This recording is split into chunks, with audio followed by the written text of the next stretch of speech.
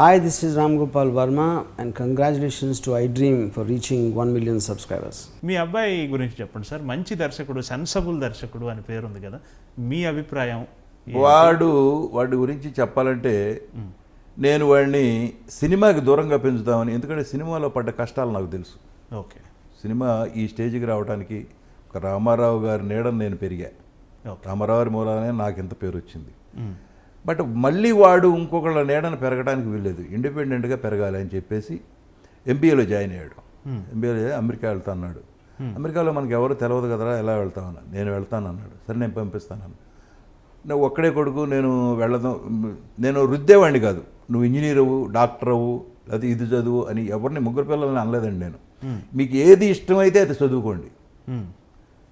అలాగే వాడిని ఎంబీఏలో చేర్పిస్తే అమెరికా వెళ్తాన్నాడు, వెళ్ళాడు.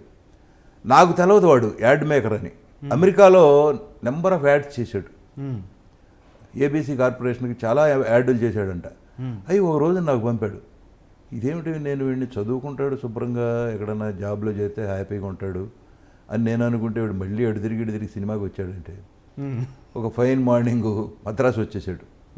మద్రాసు వచ్చేసి నేను మంచి యాడ్లు చేశాను చూడమన్నాడు.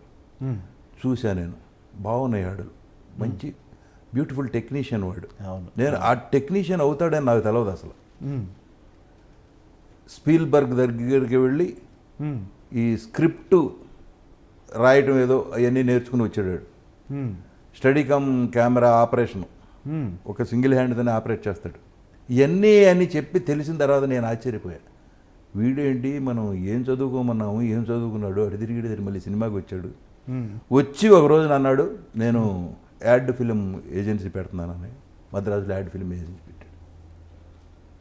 సరే నీ ఇష్టం, నువ్వేం చేస్తానంటే అది చేసుకో అని ఒక ఇల్లు అద్దెకి తీసుకుని, అప్పుడు మా ఈవీవి సత్యనారాయణ గారి ఇల్లు ఉండేది, ఆ ఇల్లే అద్దెకి తీసుకుని అందులో యాడ్ ఫిలిం పెట్టాడు.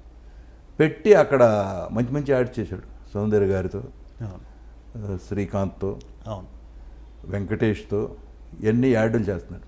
చేస్తా ఒకరోజు అన్నాడు, నేను ఈ స్మాల్ స్క్రీన్ నుంచి బిగ్ స్క్రీన్కి వెళ్ళాలన్నది డాడీ అన్నాడు. నేను ఎవరి దగ్గరికి వెళ్ళి మీరు డబ్బులు పెట్టండి మా అబ్బాయి పాడు చేస్తాడని చెప్పనరా, నువ్వు సినిమా తీస్తే డబ్బులు వస్తాయో పోతాయో తెలియదు, బట్ వాళ్ళని నేను రిక్వెస్ట్ చేయలేను, నేను అలాంటి పనులు చేయను. అదేంటి అందరూ కొడుకుల్ని ఎంకరేజ్ చేస్తారు, నువ్వు ఎంకరేజ్ చేయకుండా అన్నాడు. ఎంకరేజ్ అంటే ఏం కావాలి చెప్పి, నీకు చదువు చెప్పించాను.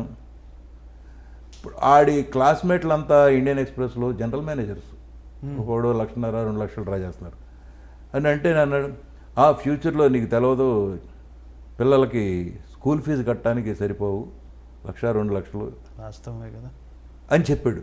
అప్పుడు చెప్పాడు ఆ రోజుల్లో. సరే నీ ఇష్టం రా, ఏంటి ఇప్పుడు సినిమా తీయాలి అంతే కదా, నేను అడగను, నువ్వు ఒక పని చేయి, నువ్వు డిసైడ్ చేసుకో, బడ్జెట్ వేసుకో, ఎంతలో తీయగలవు, నీకు ఎవరు కావాలి ఆర్టిస్టులు చెప్పు నాకు అని చెప్పి ఒక 4 రోజులు టైం ఇచ్చాడు. 4 రోజుల్లో వచ్చాడు. వచ్చి ఒక 70 lakhs నా బడ్జెట్ అన్నాడు. సరే 70 lakhs అయితే మనమే తెద్దాం అని చెప్పా. మనమే తెద్దాము, ఆర్టిస్టులు ఎవర్రా అన్న. ఆర్టిస్టులు అంటే నాకు ఈవీవి గారు అబ్బాయి రెండో వాడు కావాలన్నాడు. అదేంటరా, ఆశ్చర్యపోవటం మామూలు ఆశ్చర్యం కదా, ఎందుకంటే ఈవీవి గారికి నాకు మధ్య సాన్నిహిత్యులు, ఆయన రోజు నరేష్ గురించి బాధపడేవాడు. వీడిని ఏం చేయాలయా, నాకేం అర్థం కావట్లేదు, వాడేమో ఆర్టిస్ట్గా పనికిరాడు, ఏం చేయాలి, ఓ పని చేద్దామంటే పెద్ద అబ్బాయి ఎలాగో ఆర్టిస్ట్ అయ్యాడు కదా, వీడిని డైరెక్టర్నో ప్రొడ్యూసర్నో చేద్దాము, మనమే సినిమాలు తీద్దాం మనం బ్యానర్ పెట్టి అని చెప్తూ ఉండేవాడు నేను.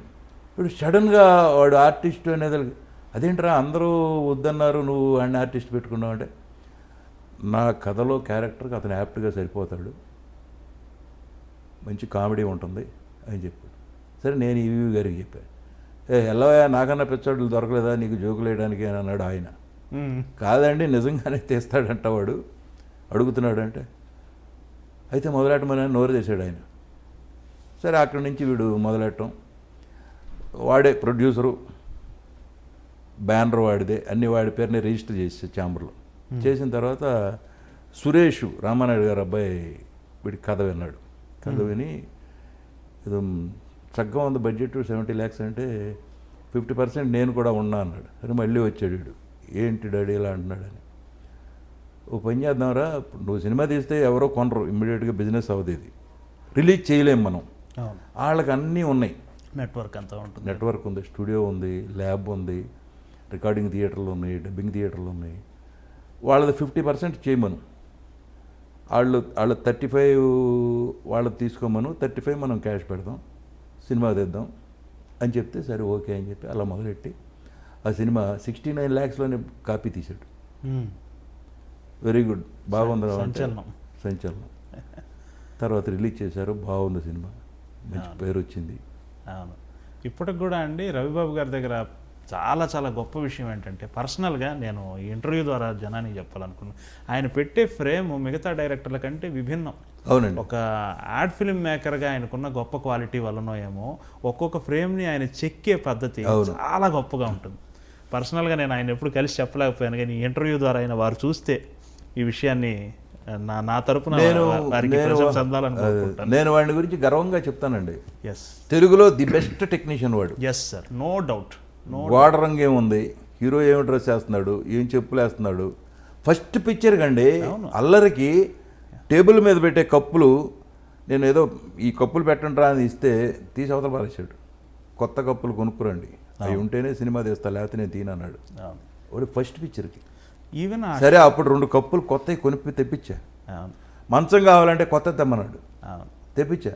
సరే వాడికి ఏం కావాలో ఇవ్వకపోతే, ఇప్పుడు తన డైరెక్టర్ అనుకున్నది అనుకున్నట్టు తీయాలి. మనం ఫెసిలిటీ ఇవ్వకపోతే తీయడు, క్వాలిటీ పడిపోతుంది.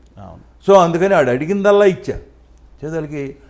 అప్పుడు అనుకున్నాను నేను, ఓహో ఈడు సూపర్ టెక్నీషియన్, ఈడు గోడ కలర్ కాడ నుంచి, హీరో వేసుకునే షూ కాడ నుంచి, చెప్పుల కాడ నుంచి, చుట్టూ ఉన్న వాళ్ళు ఆర్టిస్ట్, హీరోయిన్ ఏం వేసుకుంటుంది, ఇవన్నీ కూడా వాడు కూర్చుని ప్లాన్ చేస్తాడు. ఎస్, ఈవెన్ కెమెరా మూమెంటు, ఆ సినిమా మొత్తం ఒక హాస్యభరితమైన సినిమా. అవును, ఆ లక్ష్మీపతి క్యారెక్టరు, ఆ పాల ప్యాకెట్లో విసరటం, అదంతా ఎంత అందంగా చిత్రీకరించాడంటే ఆ కెమెరాలో లాంగ్వేజ్లోనే కామెడీ వచ్చింది. అవును, విడిగా ఆర్టిస్టులు మాట్లాడటం కాదు, కెమెరా కూడా మాట్లాడగలదు, కెమెరా కూడా కామెడీ చేయగలదు.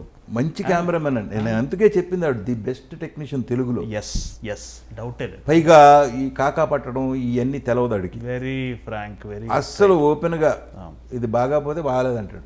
ఏంటో బాగాలేదు, 7 o'clock రండి అంటే 7 o'clock రావాలి, 7 o'clock మొదలెడతాడు, 5 o'clock ప్యాకప్. ఆ తర్వాత చేయడు, షూటింగ్ చేయడం.